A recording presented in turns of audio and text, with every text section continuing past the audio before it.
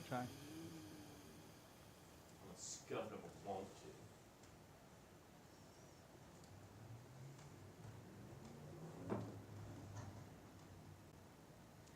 You might want to pull up Maze Arcana though and host us. Okay.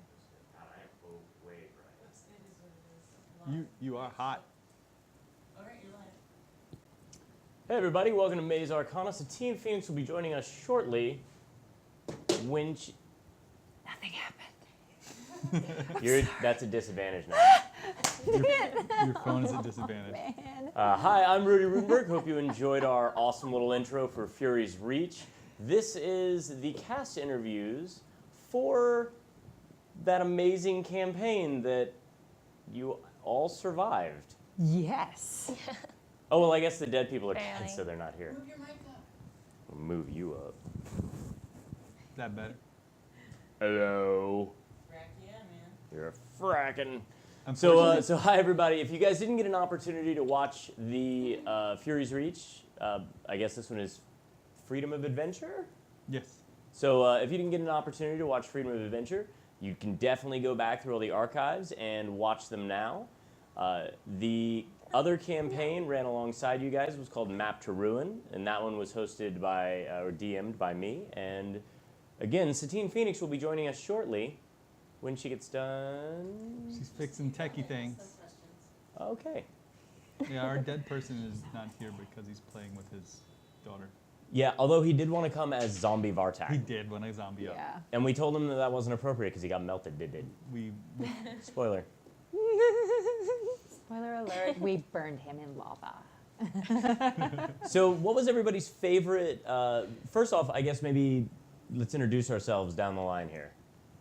Go ahead and start. All right. Hi, I'm Erica Fermina, and I played Sharna, the Aarakocra Ranger. And I'm Misty. I played Amina, the first mate.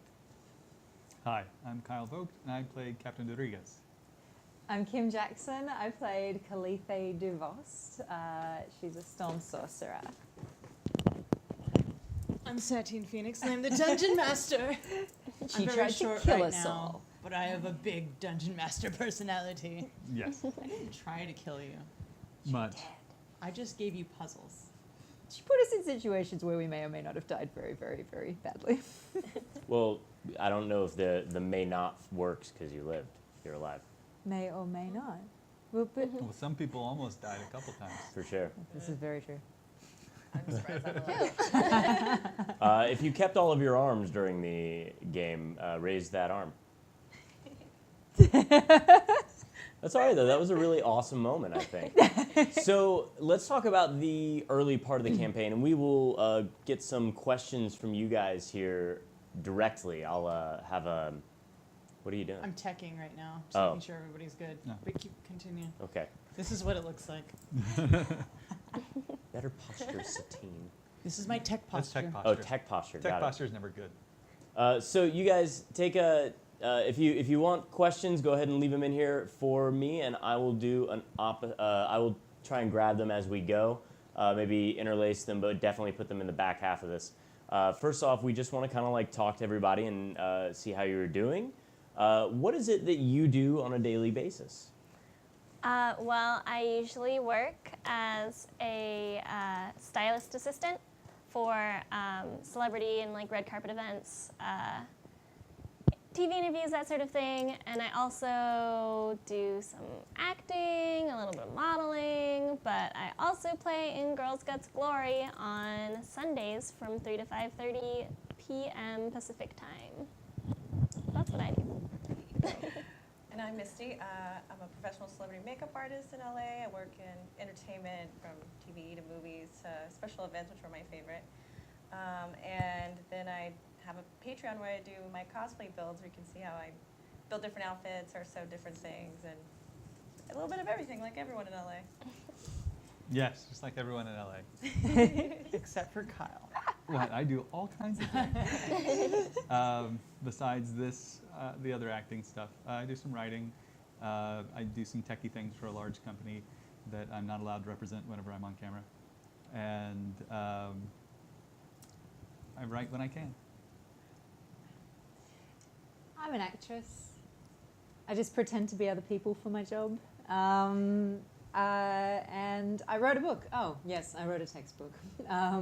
It's called The Hollywood Survival Guide for Actors. So it was just my way of, once I kind of learned how Hollywood worked, my way of kind of giving it back to the next generation coming up.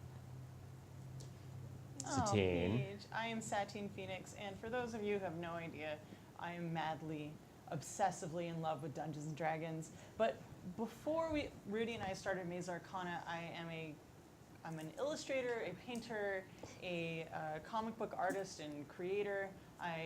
There's 3 graphic novels out called New Praetorians, book 1, 2, and 3 that are out. They're like 70 pages each. They're really fun. And I also wrote The Action Heroine's Journey, which is the hero's journey, but from the female point of view, from Maslow's hierarchy of needs. And yeah, writer, entertainer, doer of all the things. It's good. It's good. I'm glad we have Owner of PG. Yeah, owner of the cat. I'm glad that we all have very kind of eclectic jobs, but all also can still center around this same universe. It makes it, I think, a lot easier for us as people to engage in our characters, especially when we have all of the extra added lights going on here. What do you think, maybe, which job did you pull from the most when you were trying to like come up with how to play your character? And if you'd like to talk a little bit about your character and motivations, this is kind of like that moment where we kind of dive into that. Sharna joined the group because she owed them kind of like a blood debt. It's kind of an intense way to put it, but they did save her love, Baraka. And so coming from that, it was a very dutiful motivation, I guess. And for most of doing role-playing, I would say definitely the acting thing helps a lot. Just dealing with like motivations and intentions and that whole world. Okay. Yeah. What was a moment where you were like, this is probably like, I don't know what this is. I don't know how a bird person might act towards this. And where did you pull that from? Well, I read the like race description that's in the what was The Tomb of Annihilation has Yeah. a little bit of it. they have like the breakdown like they have for every race in D&D, and so they talk a lot about how the bird people's way of expressing things is a lot different than the humans' way of expressing things. So it was just kind of like trying to figure out what wouldn't make sense to a bird person, like what sort of nuances in conversation and expressions wouldn't translate to like a bird person. You know what I mean? Like speech inflection would make sense, but like facial expression and Did just a like- lot of yeah, my like bird posture. I don't know. It's just how I felt a bird would look at things. for sure. I like how in the Tomb of Annihilation, the Aarakocra there are quite a bit different from the Aarakocra in the Elemental Evil source book that came out second after the Tiamat series there. And not only do they look quite different, but they have a very different attitude, mostly because they're not on the Sword Coast. They're down there in Chult, and they have a whole other batch of things that they have to deal with. So I thought that you did a pretty good job of portraying like that other kind of like side of that, but also with the feeling of a somebody who was somewhat indebted to these characters or these people because they saved your significant other bird person. Thank you. Missy. Well, I guess mine, I do a lot of like RPG gaming, but this one I was human and I never play as human, but I also never play as second mate. So that was, trying to be like the supportive role, not the leading role kind of way, in a human way, I don't know. So I just, I try to pull for myself, I guess, mostly because I'm human. Yeah. Okay. I All don't know right. if that makes sense, yeah. Would have Yeah, been, no, Like you're a strong and human, I get silent it. British. would have been disturbed if you would have said otherwise. I have could a be secret, I'm not, I'm a cat. You could be an RPG. It's true. She goes by PG. PG. Yeah, she seems to be having a great time over there. Yeah, she's making little biscuits. She sits on me all the time. Well, Yeah. Misty, this was her first time playing D&D. Yeah, it was. I don't know if I can say that. You can No, say you that. can No, absolutely totally. say Yeah, that. it was totally my first time. That's part of what is kind of great about not just D&D, but what they're doing with the channel and everything like that is they want to make sure that people who are not what we call grognards, some of us are, and they want to make sure that that new players, that new people coming to D&D have a feeling of inclusivity that they are represented as well. And so like you did a very good job of that. And I know that some of the Girls Guts Glory players were brand new to it. Like most of us. Exactly. But a lot of that is there to make sure that we don't misrepresent a category. And also there's a great thing about having a new player is that the audience who is new gets to experience D&D through your eyes. So like in writing and storytelling, we often come with a novice character that is there to give the audience a clue, because otherwise we'd lose a lot of the inside of that universe, because you just wouldn't say these things expositionally in the middle of something. But because you have a new player, things need to be explained. So what advantage or disadvantage is old hat to some other people that have been playing 5e since the very beginning, which has been a few years now. But new people need to be explained what that is, and that just helps people at home be more familiar with it and eventually get up to the point where they can go into a local gaming store or sit down with a new group of friends who they're worried might judge them for not knowing what that is, and have a better experience because of that. I mean, that's great to hear, because like my first experience ever I tried to play once when I was 19, and it was a group of guys back in my hometown. They wouldn't let me play. And I just kind of was like, okay, well, never mind. Jerks. There's definitely a lot of people that have that same experience, and I think it's really great about what Dungeons and Dragons is doing right now, and especially all the outreach to make sure that we are reversing that stereotype. Dungeons and Dragons people stereotype? What? Did anybody here have any close calls on the top of a building with Tom Hanks or anything? So that's a misnomer too, just checking. Nope. Yep. Kyle, Um, tell us about your character. Tell us about how Well, yeah, maybe a captain. moment that you drew from your past experiences, maybe as a psychologist or something. Is oh, it? I've never been a captain before, so no. I drew mostly on my writing and acting. So it's just putting yourself in a position where you wanted to be the responsible person, and life was going to hell all around you. Gotta keep You're everybody safe. welcome. Yeah. I wonder who put that in there. You did great, though. Who did You that? handled it. It was fine. So yeah, other than that, pure imagination. That's all it was. Okay, pure imagination. All right, Kim. For me, it's funny. I actually, as everyone was answering, I was like, I don't know. But then I realized, because I'm Australian, I suppose, coming from a foreign land and joining this like band of people who are kind of all fighting for this one cause, kind of feels like me coming from Australia to Hollywood. So maybe, like, that probably helped me get like a better perspective of the like I'm not one of these people, but I'm one of these people for now, And so like that feeling of integrating into a new group of people, but. I liked being a captain in training. I feel that's kind of like my role in life as well, is sort of, I have a lot of really great mentors in my life, and I'm starting to mentor other people. And so I feel like being a captain in training is pretty much exactly where I am in my life at the moment.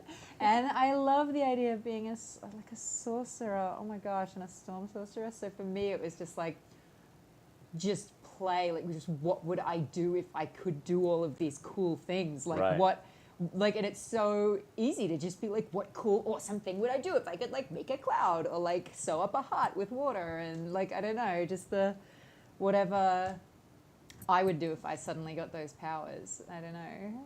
Well, and you're one of my oldest friends in Hollywood as well. Like, Yes. I moved into a building and met you on the very first day that I was there. It's probably not something spoiler.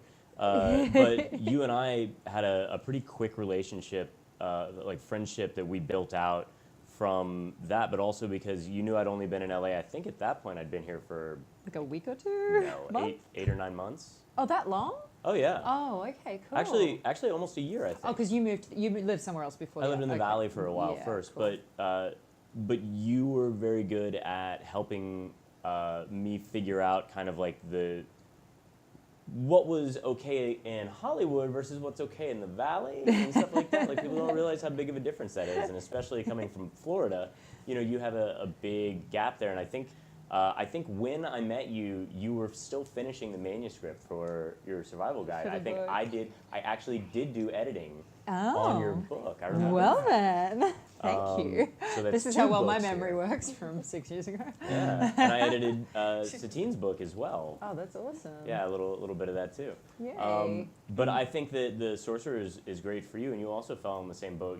This isn't your first time playing D&D on stream. But my first time playing was with you. Your you first were my time. DM. That's right. And it was on screen. right for Maze Arcana's Charity. Orphan Echo, Yeah. and you had Jonathan Keltz by your side. You were playing a large. Companion kind animal. of like a dire, yeah. Direwolf. You were a companion class that I had built just specifically for you. Yeah, and as I recall, you got the killing blow on the boss with a natural 20. Well, what are you gonna do? And luck's Did luck, you like man. jump off and around and then you like?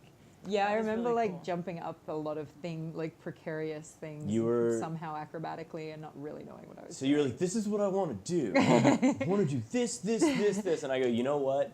If you roll a 19 or better, Fine. and then you crit, and I was like, you did it. Roll me your damage, do the thing. Okay, you actually, and you like rolled almost max damage, I think, and put it down, which was pretty impressive, yeah. That's awesome. But my first one was when I met Satine, was when you brought me in for the charity tournament that you guys Yeah. did. That's right. Because you brought a few actors, a few I different. love it when you say tournament. Was it tournament? Oh no, it's they No, told you me keep afterwards. saying it. You No, call it's it what not you a want. tournament. Campaign. Call it whatever It was- you want. But is it a campaign if you only do one day? That's a one shot. No, it's one shot. One shot. Yeah. So my first campaign was a one shot. No, your No, first your first campaign. Your first First game campaign was a was one this shot. campaign. My first So this game Game Yeah. game. was a one shot. was a one shot. Okay, my second game was a guest star, and my third game was my first campaign. That's Yes. right. Yes, good. I'm glad we've cleared that up. Thank you. But again, that goes to like the whole thing where you're putting a lot of you're showing other people that they're okay. It's okay for somebody to just jump into a thing without knowing what's going on Oh, really, yeah. and being like, I want to play. Oh, and it's so much fun. I'm obsessed. It's so much fun, you guys. You all know that. But Your improvement from the first game to the last game was incredible. Like you, as a sorcerer, were sitting there like, how many? Okay, you're telling Kyle. There was one point where you corrected Kyle, which rarely ever happens, about the number of sorcerer points you had and how many spell slots you could crack into it. And I was like, I was sitting over there and I just pulled one of those like. I was like her Eric Coker posture just went. learning. Well, I learned Always from the good. best. Yeah, it didn't hurt to have Kyle there. Oh my God, your he captain. rescued me. He kept me teaching you. alive the whole time. And the relationship that all of you guys kind of shared during that was very good. Maybe it's because of the actor roots or your storytelling chops that you guys were able to tell a very good story that was like we didn't really lead you guys very far into that. We kind of like let you go with just these simple backstories that we had set up and saw where you would run to, and you guys really looked like a ship with a hierarchy, but also you were training her, and towards the end, your character basically hands the reins over to Kim's Spoiler. character. And Khalife kind of got a little crush on Dorigas, which she didn't know was going to happen since she's into chicks and engaged to a chick. But I think the respect turned into like a mini crush, which I wasn't expecting. I thought the either. term chick was disrespectful. Pardon? What? Not when Chick? she says it. Wait, what's No, I don't know. what is chick? When is chick disrespectful? It's the best Chickens. word ever for girls. And then Satine, what was the like? You've been the queen of. What are you shaking your head at me for? I'm listening. Oh. Oh. I just. I was like, hacking. already, I already did something wrong. So you've been a dungeon master for years. You've been running campaigns out of Meltdown Comics for Since 10 2010. years. Yeah, a while. Well, that was just there. you'd been a True. part of Living Forgotten Realms, and you'd played down in organized play down in Australia before. Oh, yeah, this is the coolest thing. So way back, now we've got Adventures League, but before, there was this thing called Living Forgotten Realms, so the map of the world corresponded with our map. So I was living in Australia, and I didn't have any friends, so I was like, how do I make friends? Oh, go to meetup.com, where people go to meet other people as friends to do things that they all love. So I was like, Dungeons and Dragons, and then I met people, and then we were playing in that corresponding world. So Australia's is this like winter wonderland. And so, but in order for my character to go to this part of the Living Forgotten Realms world, I had to physically move and be in this other place, which is actually really cool and a good way for people to travel, but also just explore. And yeah, it was really cool. And that's how I found meetup.com. That was part of the RPGA back when it existed. It was Yeah. towards the end of it. Yeah. It was awesome. It was like 3.5. Yeah. Yeah. And they had the Living Greyhawk, and they had a bunch of the others. But yeah, it was pretty Yeah. fun. As So- opposed to the start of the RPGA, which was just everybody showed up at conventions and had tournaments. Those are Where you Tournaments. competed for prizes. But Yeah, they that's actually not did have D&D. tournaments at D&D is one very not. Yeah. And you would get ranked as a member, as both a player and a DM. Yeah. You would gain XP and actually level up in the organization. It was Cool. geeky. That's It was the geeky. best. So geeky. Can you play it for money? Like, how does D&D work? You did play it You- for money. You can play You can. this, Oh, wait, hey, this yes. winter. We have Celebrity Charity 20, and we're still working out the exact date for it. But we play, and people who are watching donate money, and it's for Reach Out and Read, which is a childhood literacy charity. And yes, we can Cool. play for money. We don't do it for ourselves. We do it for charity. Oh, cool. I just meant like poker. No, they avoided Gambling. they avoided any kind of cash prizes at any of the tournaments. It was always just product, because as soon as you start having money changing hands with random dice stuff, it becomes gambling and has to get covered by all sorts of gambling Oh, laws. that And makes so, sense, no, yeah. it was no cash prizes, but you get all kinds of really cool stuff. Like that's how I won my Gary Gygax D20. Oh, that's cool. Someone should start a betting ring. Oh, wait, maybe not. I'll just voice this off camera. Are you gonna do off-camera betting like they do in Vegas for sports only now for Yeah, live stream? totally. That would be awesome. For hit points gather and Yes. Okay, so let's move along a little bit back to Satine. What kind of inspiration did you find from the players? I know where your inspiration for the campaign came from because I was a part of that. High five. High five. But where did your inspiration for the for some of the things that happened? Because you and I both have very different styles, and the way that we not that we had a whole lot of time to prepare, but the way that we feed off of our characters in our stories really, I think, informed a lot of what happened in later episodes. So, like, what's an example of something that we pulled out to add in because of the way that the characters reacted to certain things here or there? I don't know, man. It was like such a whirlwind. So, like, the way we came up with the stories is we came up with this overarching story and then split them into two based on where you guys landed and everything. But we had this plan, but you guys kept going in like slightly different directions, and the way you interacted kind of adjusted the things. But I don't really know what you're asking exactly. But one of the things that was interesting that I found while we were gaming was usually I sit at a table and I game master. This is more like gaming at a table versus our game on live stream, because this is the longest game I've ever gamed on live stream. At the table, I could be slow and quiet and methodical and very dreamy. But what I learned through that is I affect you guys by the way I slow down, and then you guys get quiet, and then I get quiet, and it gets to be this like really moody thing. So I've noticed that if I lift up a little bit, I pull, like, it's been a real dance with you guys where it's just like, I'm gonna talk faster, I'm gonna move faster, and things are gonna happen here, and then I can see the anxiety building up in you guys, and you're like, oh my God, what's happening? I'm like, and then I can pull you guys down into moments.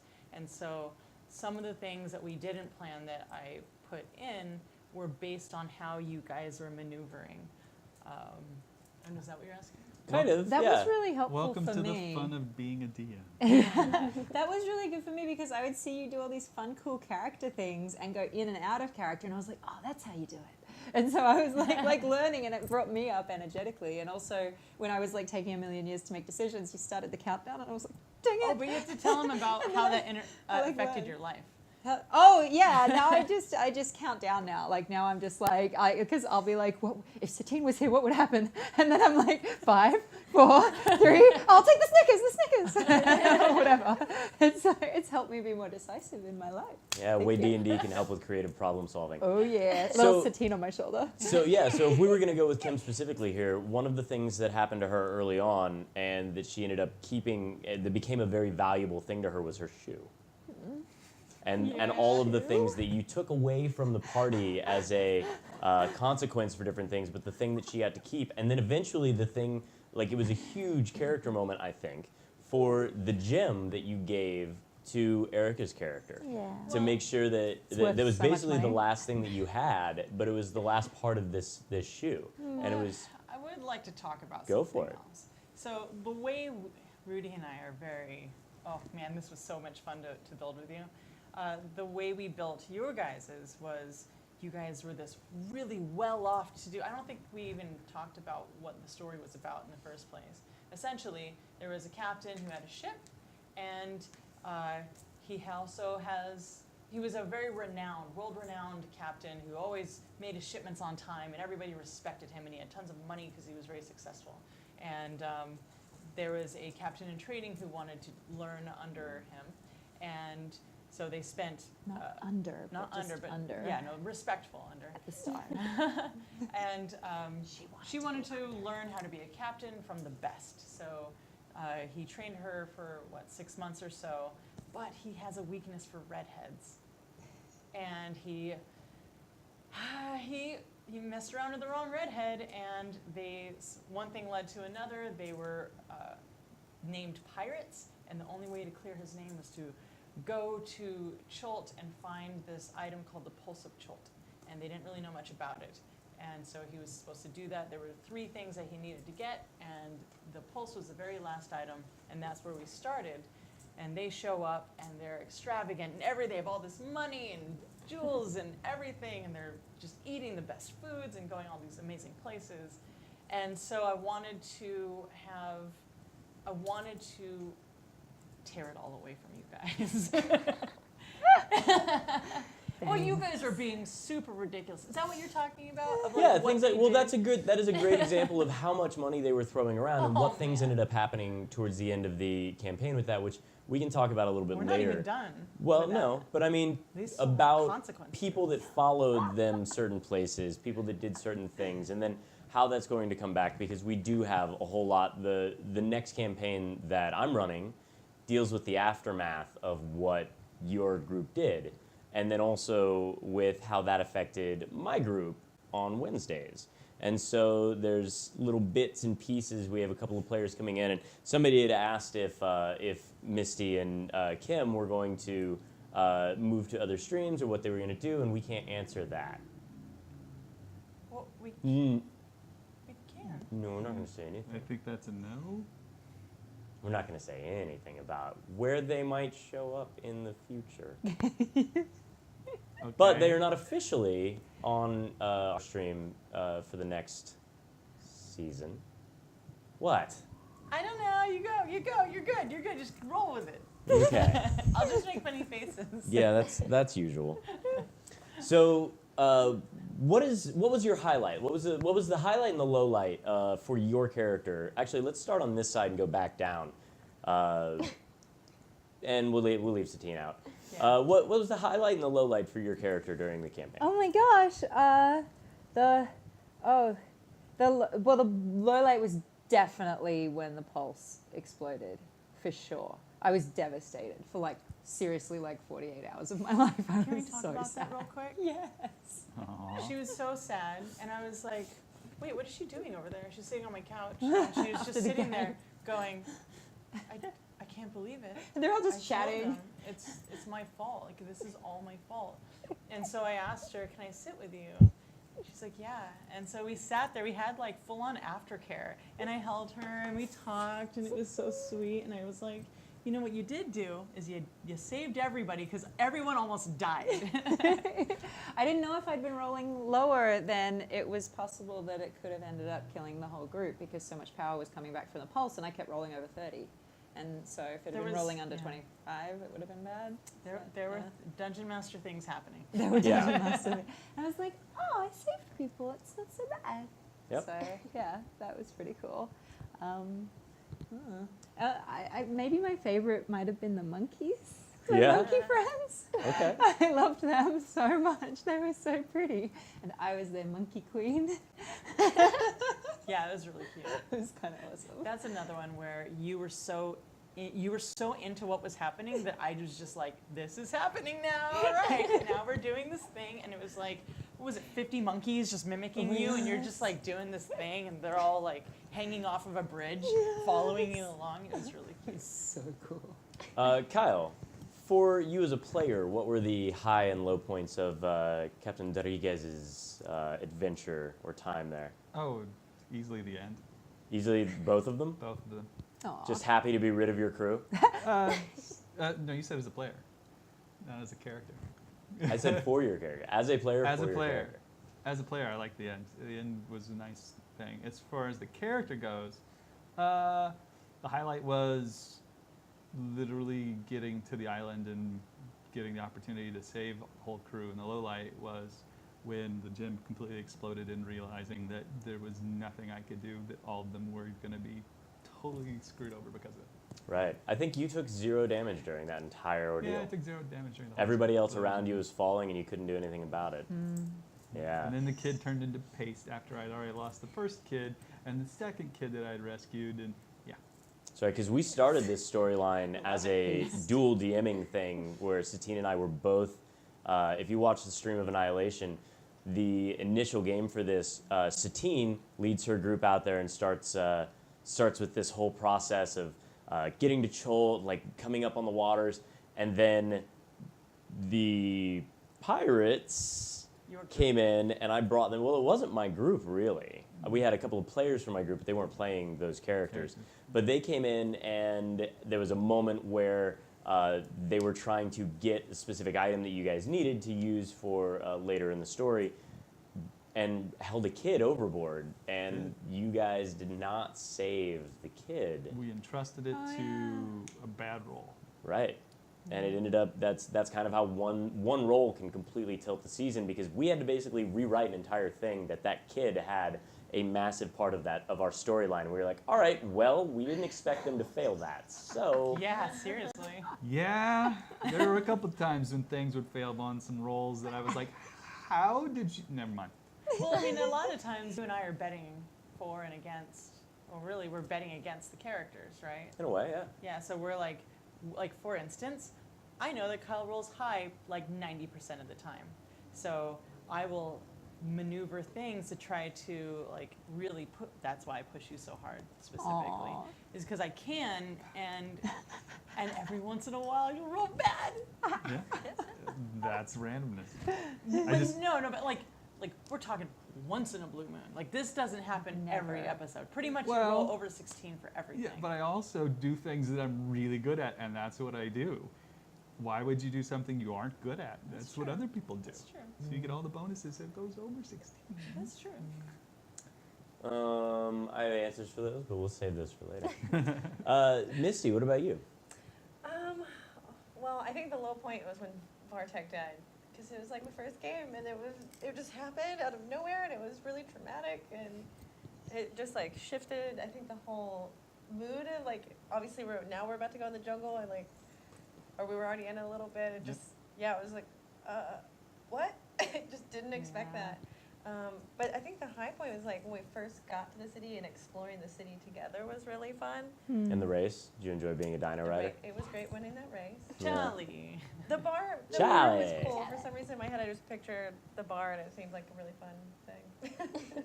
It probably was really Like fun. everyone playing music and like picture the outfits. Manzaro is amazing. Like we basically got the book ahead of time so that we could prepare this and be part of the launch, and just reading it and not being able to share it with anybody. That was the hardest thing. We're like, can you believe they made this beautiful, beautiful port in the Amazon? Like, it was colorful, and they have all the Chultons, the descriptions of them are amazing, the people that live there, and the lifestyles, and the color, and the way the buildings, they have all the paintings all over them, and there's just plants everywhere. You guys can't see, but there's plants all over my house. I really love Chult's. So it was really cool, but we couldn't tell anybody. So part of us describing everything was us just being excited to finally share it. We'd been sitting on it for months at that point. Months. Yeah.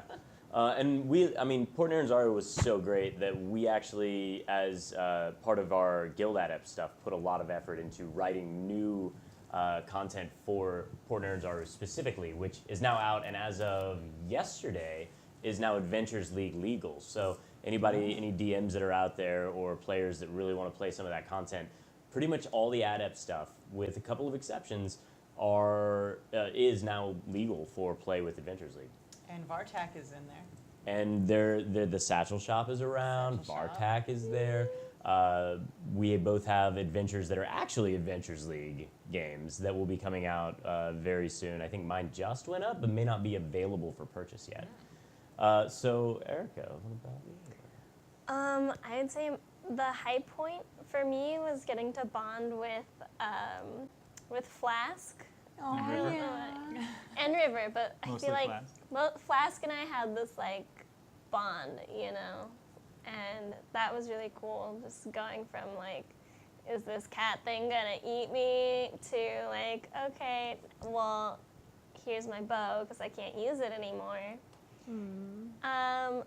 Weirdly enough, the low point was not losing my arm.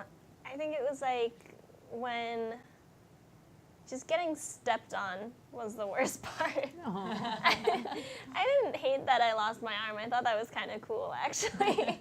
That was actually one of the high points for me, being on the other side of the curtain, was that moment of watching you roll with that so well, where you were basically like, that thing happened, and when you got back to port, and they're like, well, we can find a healer to kind of like take care of that, and you're like, nope, it's the jungles now.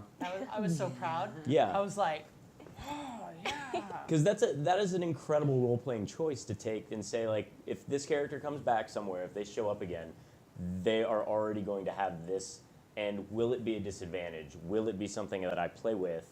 How does that affect me moving out? And what kind of decisions do I make now that are different because I have one arm, or because I had this experience with this thing that I'm going to try not to spoil here.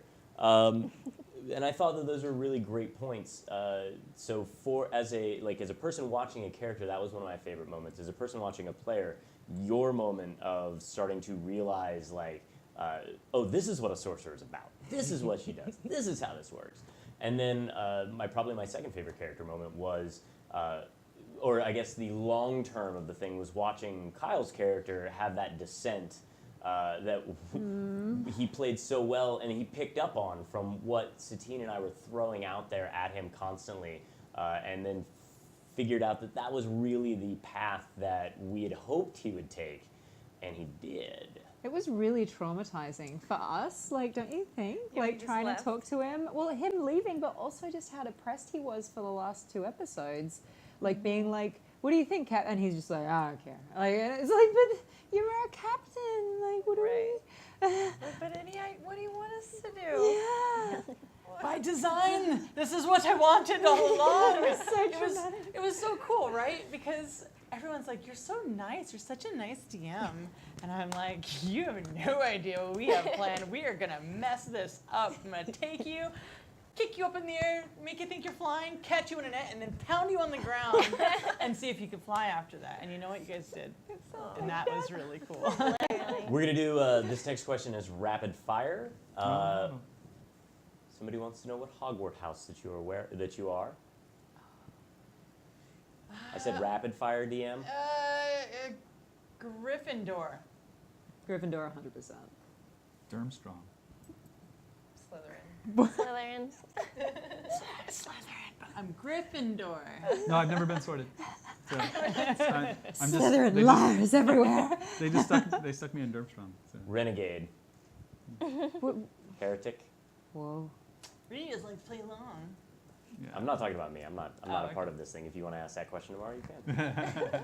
But Prince what? Harry's a Hufflepuff, so now I'm like kind of like maybe, but Merlin, was, totally Gryffindor. Merlin was a We Hufflepuff. have this No, I was conversation Slytherin. later. I'm Dungeon just saying. Master, Anyway. go. Yes, thank you. So, what class do you prefer, and which would you like to play if it was like kind of opposite of like what else could you have seen yourself playing during this campaign? During this campaign? During this campaign, but also what is your preferred class Well, I was and playing. race? Oh, well, I mean, playing an Aarakocra is really cool because I've never played that before. It was very new to me. But I have Lala's a ranger and Shina's a ranger, so it was a class I'm very familiar with, and I really like it. I like being, like, doing the long range with my bow stuff, but I feel like Shina could probably have also been a good, maybe like a rogue, but not like thief rogue, but just like one who knows how to blend in to her surroundings really well. You know, just that sort of like sneaky, Survivalist. yeah, survivalist. That's cool. This is good. That's a new. Xanthar. Read Xanthars. What about you, Missy? What kind of did you enjoy your fighter? It was fun being human. Yeah. And you were so your fighter was a purple dragon knight, Yes. and that's one of the subclasses, one of the archetypes that came out in the Sword Coast Adventurers Guide. Are there any other? And this can even be like a almost philosophical question, but like as far as like fantasy realm stuff, is there anything else that you could have seen yourself playing, or you would have liked to have explored as a player? I always love playing Magic. And I always like doing a lot of magic and then sneaking, so I can get all the information no one knows, and they're like, so that was fun, like to do some of that, not in that character, but in the human, that I could still stealth and stuff like Yeah. that. So But it yeah. sounds like an arcane trickster would be something that's right up your alley for the future. I don't necessarily have to be good or bad, and like, you know, who really is. Right. We're gonna skip you because I know artificer is the thing. No, what would you? What's yours? I play anything. I am a grognard. Yeah. Played them. I've done them. The combos have been there, so I'll play anything. No. His answer is, what do you need? Yeah. What do you need? That's awesome. Best answer in the world. I don't know, man. Like I feel like Storm Sorcerer was a pretty good pick for me. But I also love being the direwolf as well. I think any predator animal, I'm probably gonna connect with on some level. But yeah, I feel like I like the idea of the long range aspect of magic. Yeah, it would be kind of cool to have some sort of stealthing, but I don't really need to because my attacks are all from so far that I can hide behind everything, and I'm usually out of range of the bad guys. So, man, I mean, I don't know many other classes, but I feel like Storm Sorcerer was a really good fit for me. We really thought hard about what kind of options to present you with when we were coming up with what your character should be. We wanted something that was going to clearly be useful on a ship and fit in well with the crew. Yeah. But I remember Satine and I having conversations really about like how do we best represent and make sure that you're all not one thing, or that you guys don't go through the effort of well, what do we need? What are we missing? We wanted to make sure that we showed people that you don't have to have a cleric in the party in order for it to be successful. And there are other things to rely on, and the 5e really does allow you to basically, you could have an entire group of rogues or an entire group of fighters or something like that and be just fine as long as you take the proper provision. And that's another thing that's a really big character choice is making sure that you either plan or you don't, and dealing with those consequences. Yeah, and the Storm Sorcerers, magic users are pretty advanced for gaming. And we were like, can she handle it? Yeah, she can handle it. And it was fun to watch you. And if you guys rewatch Fury's Reach, you can actually see you learning D&D and Totally. and then From scratch. loving it. Yeah. Because when you were like, lightning, Zap, zap, zap. And we do Yeah. apologize for the times we were talking over. Yeah, we covering thought up we some were things. whispering really sneakily. You have a mic right here. I know. That's why we were trying really quiet. No. It's a good rule for being on a film set too, is when your lav is still attached to the front of you, you probably should say nice things about everyone in the world. Crosstalk. And we like to Yeah. give each other moments to role play, which is one thing that Mm. I don't know how you guys felt about it, but I was really happy to sit back and then let you guys do the thing or ask you, how do you feel about this? How do you feel about that? Yeah, it was great. Because it's nice to get that insight for what the characters are feeling or thinking, and it kind of informs how we continue to run that session. It's almost like a mini check-in Yeah. with the people that are there, which is a good note to have for DMs. Well, that's because it lays the foundation for us as well, because it helps us, it informs the decisions that we'll make next, because a lot of the time that stuff, we're so into the game we won't be thinking about storyline character stuff between us. That's right. Yeah. That's right. And it's For me. well, and that's Not one of for the great you. things that Satine does with pacing is when she does draw people in, because that's a very when you're learning about public speaking and stuff like that, drawing people in, getting quieter when you're starting to talk to them, and finding a way to make them lean forward for a second. That way that you can pull something out of it at the last moment and make them like really emphasize that point, which Satine does very well. Do you have a favored class, or we know elf is your favorite race? What about class? Man, I really like the scion that you made. That's pretty cool. But usually I play a multi-class of like rogue and wizard, like those. That's really fun for me because I want to sneak and be like that. But I haven't played any of these other subclasses that have come out in the last few years. Yeah, I would like to look more, but you know what? Dungeon mastering instead, so I'll just make everyone else their characters. Right. I think my favorite is Dungeon Master. So as DM, you get to play all the classes. I get to do all the things. Like, it was so much fun playing River and Flask. And like, in my head, they are little, but if you read about them in Tomb of Annihilation, they're adults, I think. But in my head, they're these two little cats, and they're these cat people, and they're like these poor brother and sister, but they're like hunters, right? Like as adults. So having them start off before people got Tomb of Annihilation, I was like, whew, okay, maybe that's an excuse for them being adults in Tomb of Annihilation. But yeah, that was really fun. And then I was like, oh yeah, one of them has an eye patch. And then I could play with that. And like, Even though it switched from eye to eye from time to time. it says that in the book. Okay. I'm probably in that same boat with Kyle, is that I've gone through every class.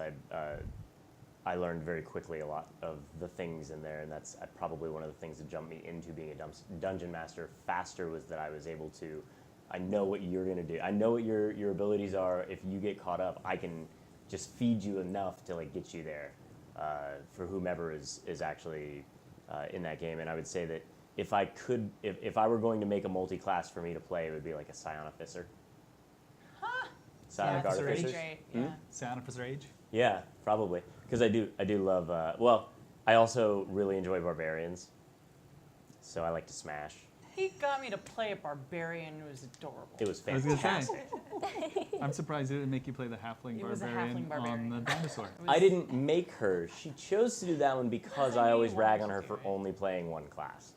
And now she's like Smash. It was cute. It was little, and like I just wanted to go do all the things and jump off of the things.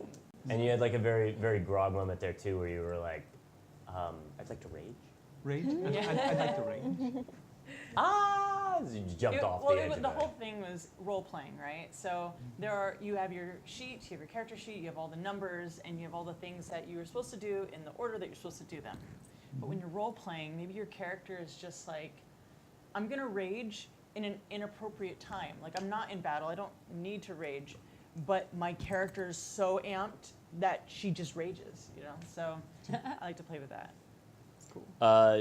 Any last questions that you guys want to get in? Now is the time to do that. We got a little bit left here, a couple of minutes, and we probably got to do some like thank yous and stuff like that. There's a lot of questions on Giveaways? here, What questions are? and there was a ton of them. Yeah, I've looked through. I mean, you guys have done a pretty good. One of them would be, what do you think Kalithe's first shipment is going to be? But we know the answer to that, and we don't want to spoil it. Yeah. The other things that are in here. How about this? Let's dote on your DM for a moment. What was your favorite thing that Satine did that you hadn't seen yet, or that you like really stood out to you? Well, what I really love about Satine is just how and she's just really great at changing her whole energy when like a new character appears, or when she is role playing as a character, or like a beast or something. Her entire energy changes, and you can see that, like, I feel like you could see her thought process change as well, like just becoming that sort of like big dinosaur or like little cat, or I don't know. I love it. I think that's appropriate. Or that wizard dude. And the Oh high my priest? gosh. Yeah. I do that every time. Which thing? Remember, because we're like writing this up. Why do you keep calling him a wizard? He's a Why high are you calling priest. him Oh, a wizard? He's a high priest. priest. Okay, the wizard. High priest. High priest. Oh. What about you, Misty? My favorite thing was, she knows that I'm new, but I don't think that she took it easy on me, but I felt really guided and like comfortable playing for the first time. Like, I never felt like, why don't you know how to do that kind of situation. I'm like, I don't know. It felt just like she adjusted well to like my learning curve. It was fun. It was a lot of fun. Kat? I would say the fact that she let us play and do what we wanted. And she reacted well to that. She didn't try to railroad us in anything. That's really hard for most DMs. They're like, no, that's not where the story goes. You can't do that. I would say that that's probably something that you and I did a very good job of for having to have a short number of episodes to do a thing in, but also having to wrangle 8+ people into something without actually railroading them. We gave the appropriate like moments and guides and stuff like that you were we both did a very good job of keeping that up, but you were very good at making sure that your style, which is a very slow paced, different than organized, and yours. very different than mine. Yeah. But you were able to keep them on track in a way that didn't feel like it was any type of railroading, because it's not really that. You gave them the option to do whatever they wanted to do, and you led them that way because of the way you presented the story, not in spite of the way that they played. Yeah, well, that's how we designed it, though. We designed it where here are all the variables. Like, we designed it like a tree, right? We did. So had we're like, variables. here are all the things. We overplan it, like crazy overplan. You guys could have gone in any direction, and we're like, poof, pop, bow. Like, we were Welcome to prepared. video game writing. Exactly. So that was really cool. But then not only having to go with what you guys were doing, but it was, okay, what did you do that affected them, and how did they react to that, and then how to weave those parts in, and then how did what you did 3 episodes ago affect their interactions with the world, and then how does that affect you guys? Like, for those who are just coming in, who don't actually know what we're talking about, Rudy and I have basically spent the last 12 weeks or so, or 12 episodes, Yeah, I was about to say, running, more than 12 it's like 14 weeks. a little longer, yeah. Running 2 campaigns that interweaved in and out of one another, and 2 groups going after the same item that didn't know about it until about like 3/4 of the way through, but didn't really even know and understand what parts they played in it, but affected each other so completely. So this all was so crazy, and the fact that we did that, and you guys are just like, oh, thanks for not railroading us. It's like, And wrangling Bartek. oh man. Yeah, and that was that whole thing, was that it was set up. Had any of you actually died again, which was like, we told you guys, we were very clear from the front that if you died, that was it. You were off the show. Mm-hmm. And we wanted to see how that would affect the way that you guys played. And I think we were very excited that we could kind of rely on that as a thing that was always creeping in the back of your head, especially once it got reinforced, because somebody died, and we had to be like, man, crap, we didn't really expect anybody to die. I just wanted to I make puzzles, and there is fighting involved in them. You're not supposed to die. I don't want you to die. But now that I've tasted blood, She's like, coming it for just your happens. crown, and I'll take your arm. Yeah. I need to take your life. Perkins, Merles, yeah, she's coming for that killing everybody thing. What about you, Kim? Because you didn't have one yet. Well, yeah, kind of what Misty said with firm but gentle, firm but gentle. I felt definitely guided, but still like scared for my life, especially after Vartak died. Like it was a big thing for me because I was like, wait, what do you mean he's not coming back? Like, and then like he's like leaving and I'm just like, but like, and so we bring him back, right? Like, and you guys are like, no, like he died. And it didn't make sense. Like I was like, oh, it's like the Matrix. Like you have to keep yourself alive even though it's a game. Which is different than normal Dungeons and Dragons. Oh, I've been yeah, playing for I get 22 her. years, and you always resurrect, and that's the fun of it. It's like, oh, how'd you die this time? Yeah. But that's this. I love that I've been playing that long, and now the stakes are like crazy high. Yeah. And so I'm glad you're getting to experience it. But Satine 22 actually years. did Oh, stop the that's game sweet. right when he like right before he was gonna, after his first death saving roll. She like stopped the game We had because a she break. knew we had a break I saw it in your eyes. because she knew I I was was like, new. we need rules. I need to make sure they know the rules. And so she didn't like tell us what to do or anything, but she just like allowed us the time for me to understand basic rules. To like, I didn't even know what a healing potion was, and so it was 5 minutes that if he hadn't rolled a 1, would have saved his life. All right, we had 2 more questions to do and like basically no time to do it. Question number 1 is just for Satine. What is your favorite moment, like character moment that surprised you? Like that just really, what was the moment that knocked your socks off? It could be positive, or I would say it should probably say positive, but you could go negative if you wanted to. I think we'd all enjoy Moments. You know, there was no one moment. What it was, and this was every single episode, there was a thing in the episode where everyone's going about their whatever, and then at least one of you would have this play moment where it was just like, we're doing this! And then I got to play back, and it was this fun push and pull. So I can't pick one moment because every single episode had something where it's like, this is why I'm dungeon mastering, because I get to play with you guys. Follow-up question I just thought of. Uh-oh. You and I set up a lot of situations for one group to accomplish it or the other group to accomplish it. And we made sure that there were mechanics in place for instance, the Grung could have gone to either group at any time, depending on who got there first, depending on if they safeguarded it appropriately, depending on if they how they nurtured it. And rolls, like straight up Always rolls. rolls. Yes. Was there anything that was that we had like kind of could go either way for either like that the Grung could have gone back to my group or the any of the other opportunity? Oh, could the well that's it. He could have That's all I got got. the Grung could have got away. Yeah. The Grung could have like every possible. There were so many possible moments. There was one episode where that Grung could have ran away through the entire episode. The way you guys rolled, it was just like, well, this is just this. It's here, and the way you negotiated things and talked with people, it's like, well, this is it. And we made so many moments where that thing could have just skedaddled. How many satchels did they miss? What? How Actual many satchels satchels? did we have planted in the world? Did they miss? Well, you're going to be playing more in Chult, So I didn't so say where we were going to put them. I just said how many satchels did they lose? satchel.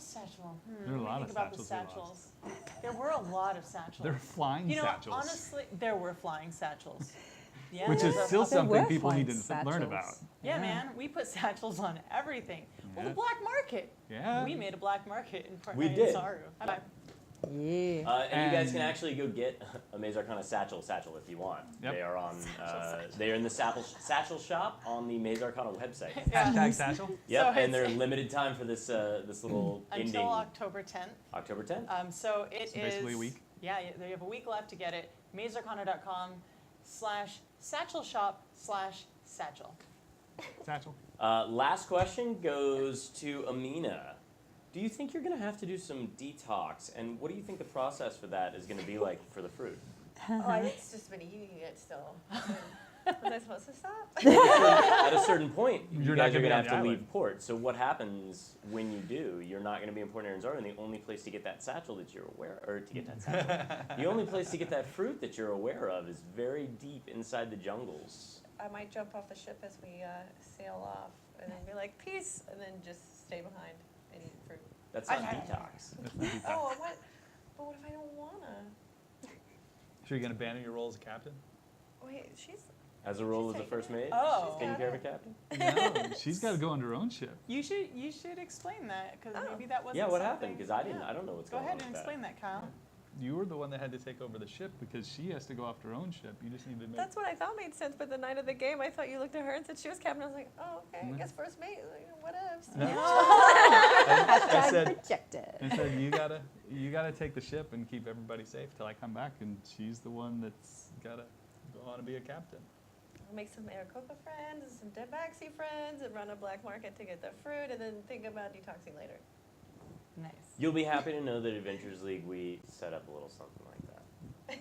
I did. Yeah, we'll play So, that privately. Coffee. Just start drinking coffee. You get the same effect. There you go. I think that's pretty much going to do it for us right now. As far as the questions are going to go, thank you guys for joining us for the little wrap up, and we're excited to see where things take us. Girls Guts Glory comes on after Orphan Echo on the D&D channel on Sundays. We're at noon. You guys are at 3 o'clock Pacific time. So that's a lot of fun tomorrow. Satine will be here in this chair, and I will be over there, and I'm going to bring a chair, so I'm not sitting on that. On the square. On the square. I like my square. Yeah, it's a satchel square. And you're going to get to see my cast, have a little conversation about that. Unfortunately, we know that a couple of people won't be able to make it because of previous engagements or things that they're going to be doing. But we're still excited to kind of have a talk about that, and that just means you get a little bit more in-depth view on what we did. So tune in for that. That's tomorrow. It'll be at 7 p.m. And the following week, I believe that's when we're going to kick off Fury's Fate, and we have some new faces with some old faces and Well, some why new don't we talk stories. about that right now? Go for it. So next week we will be interviewing the cast for Sirens of the Realms. That will be at 6 o'clock from 6 to 7, and then the official start date is October 17th, and we're moving to a new time that is 6 to 9 p.m. so that we don't keep you all up on the East Coast. And yeah, we will be in, I can say it, we'll start in Port Aranzaro, and there will be some very familiar faces. Yeah. And for anybody that is, I know you guys really like some of the subclasses that we play with, whether on Orphan Echo or here. And if you want to have a little sneak peek at some of the Xanathar things before it comes out, you will get to watch those in action. Some of them you already got to. You may not know it. Some of the subclasses from Orphan Echo we actually have on our Patreon for now, but I believe those will end up making a little appearance on a certain website eventually too. So we're going to be trying to package together a lot of stuff and get it out there so that you guys can enjoy it the way that our players get to enjoy it and we get to enjoy it. And we really want to make sure that we let Dungeons and Dragons know how thankful we are, because at the real part of this is like, yeah, sure, we're sponsored, we get to play D&D and we make a little bit of money doing it. It's really enough to keep these lights on. But we are just incredibly grateful that we've been recognized as and allowed to come and demonstrate, really, is what we're doing, how the game can be played and what kind of fun you can have, and the different roles, and give you guys some ideas for your own campaigns at home. And also, if you guys have questions, I think we're all pretty available to answer things for you. I know Satine and I go around from from convention to convention, teaching how to do the live streaming setups, how to DM on screen. What's up? And GM tips on Geek and Sundry. That's kind of a thing. If you want to learn how to Dungeon Master, Matt Mercer did, I think, the first 20-something episodes, and I've done the last, I think we're at like 35 episodes or something now. So go check it out on YouTube or Geek and Sundry or projectalpha.com for the good, longer length ones. Yeah. And we're excited to see where it all goes, especially with the new campaigns that are starting up. Girls Guts Glory's just started. on October 1st, which is awesome. October 1st was also our Arcana-versary. It was the first day that we launched Maze Arcana way back when. And we're just super thrilled that we get to be a part of this thing and that we get to play our favorite game weekly and come and share it with you guys, because our community has been incredible. You guys have been You're wonderful. amazing! Yeah. And You guys are so amazing! we're just super thankful for you guys too. But we also have some really awesome sponsors that help make this thing happen, like HighLowlights helping us out with lights, because my credit card is only so big.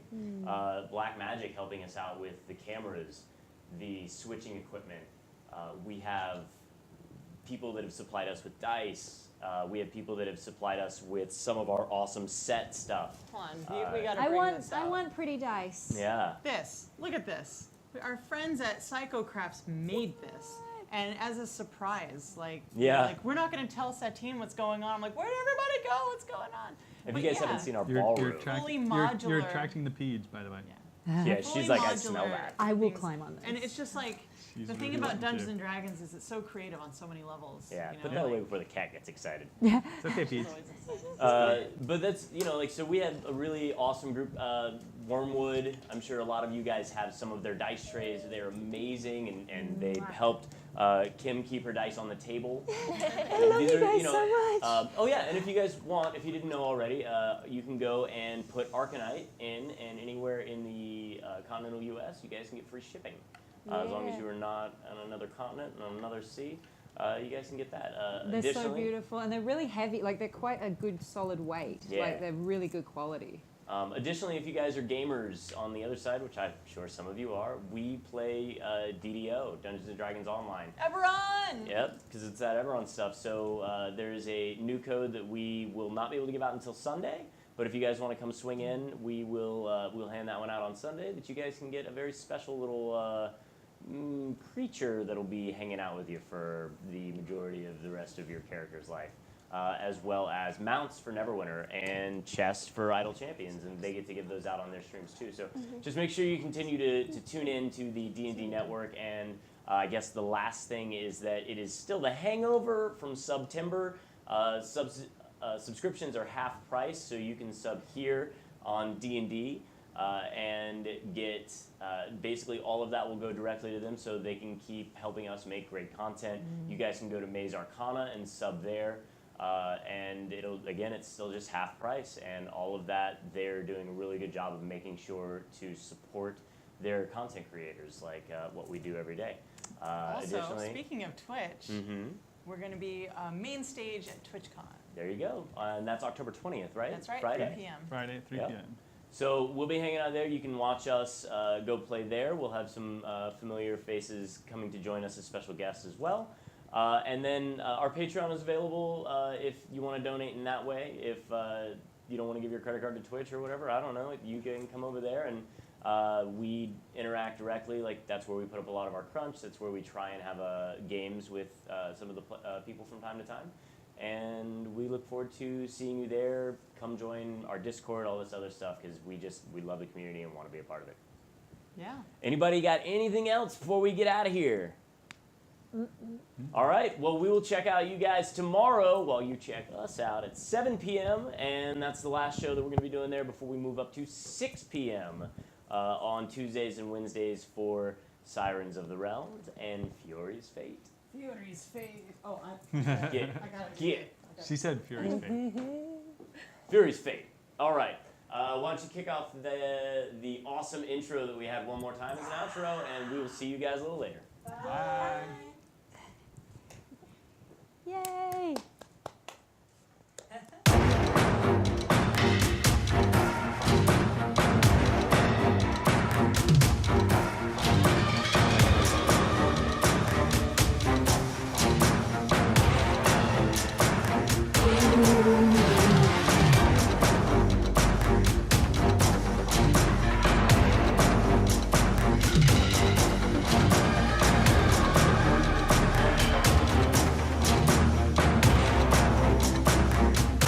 Thank you.